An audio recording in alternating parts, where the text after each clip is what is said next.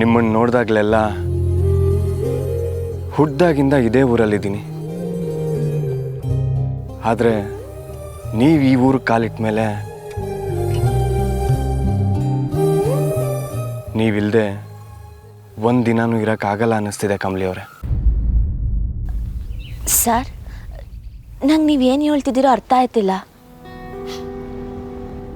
ನನಗೂ ಮೊದಲು ಅರ್ಥ ಆಗಲಿಲ್ಲ ಕಮಲಿ ಅವರೇ.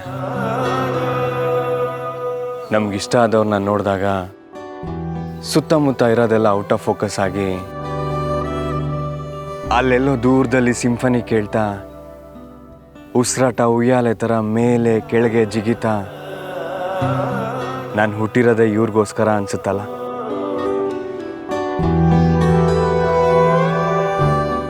ಅದು ನಾನು ನಿಮ್ಮನ್ನ ಪ್ರತಿ ಸಲ ನೋಡಿದಾಗೂ ಅನ್ಸುತ್ತೆ.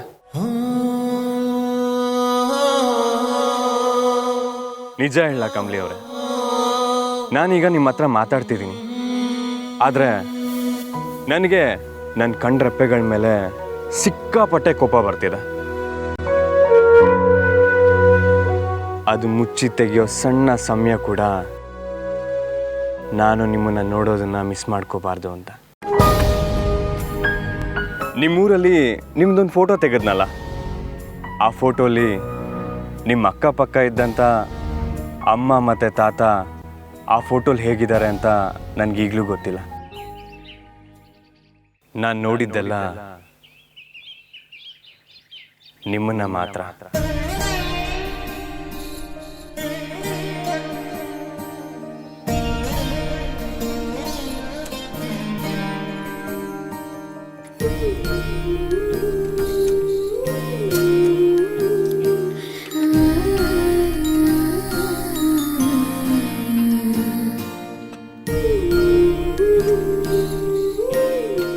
ಕಮಲಿ ಅವರೇ, ನೀವು ಬುಕ್ಕಲ್ಲಿಡೋ ನವಿಲ್ಗರಿ ನಾನು ಕೊಟ್ಟಿದ್ದಾಗಿರಬೇಕು.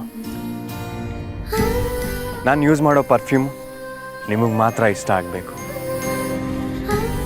ನಿಮ್ಮ ಹಣೆ ಬಟ್ ಶಾಪಿಂಗು ನಾನೇ ಬರಬೇಕು.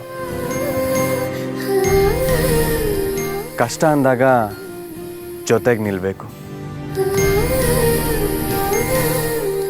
ನಮ್ಮಿಬ್ರು ಮಗುಗೆ ಕನ್ನಡ ನೀವೇ ಹೇಳ್ಕೊಡ್ಬೇಕು. ನನ್ನ ಈ ಆಸೆಗಳೆಲ್ಲ ಈಡೇರಬೇಕು ಅಂದರೆ ನೀವೀಗ ಎಸ್ ಅನ್ಬೇಕು.